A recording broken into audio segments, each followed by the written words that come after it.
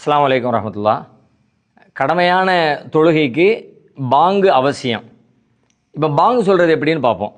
அல்லாஹு அக்பர் அல்லாஹு அக்பர் அல்லாஹு அக்பர் அல்லாஹு அக்பர் அஷ்ஹது அல்லா இலாஹ இல்லல்லாஹ் அஷ்ஹது அல்லா இலாஹ இல்லல்லாஹ் அஷ்ஹது அன்ன முஹம்மதர் ரசூலுல்லாஹ் அஷ்ஹது அன்ன முஹம்மதர் ரசூலுல்லாஹ் ஹய்ய அலஸ் ஸலாஹ்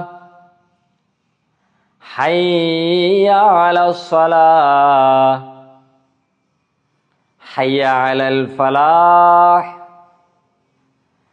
حي على الفلاح الله أكبر الله أكبر لا إله إلا الله. இந்த பாங்கு ஓசையை நாம் கேட்கும் பொழுது நாம் அதுக்கு ரிப்ளை பண்ணணும் ரெண்டு வகையில். ஒன்று, அந்த பாங்கு சொல்கிறவர் என்ன சொல்கிறாரோ அதை அப்படியே திரும்ப சொல்லணும். அல்லாஹு அக்பர் அல்லாஹு அக்பர்னு சொல்லும் பொழுது நாமளும் அல்லாஹு அக்பர் சொல்லணும். அவர் அஷ்ஹது அல்லா இலாஹ இல்லல்லாஹ் சொல்கிற நேரத்தில் நம்மளும் அதையே திரும்ப சொல்லணும். அஷ்ஹது அன்ன முஹம்மதர் ரசூலுல்லாஹ் அதையே நாமளும் திரும்ப சொல்லணும்.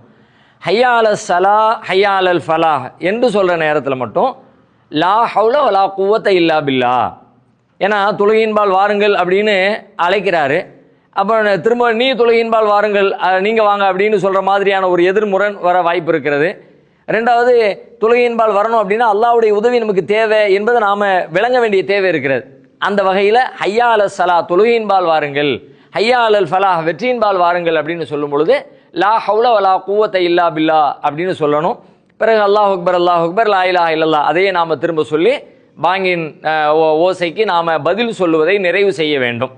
அதோடு மட்டும் இல்லாமல் பாங்கு முடிந்ததற்கு பிறகு நபிகளாரின் மேலே ஸலவாத்தும் நபிகளார் கற்றுத்தந்த துஆவையும் சேர்த்து அதற்குரிய கடமையை நாம் பூர்த்தி செய்ய வேண்டும்.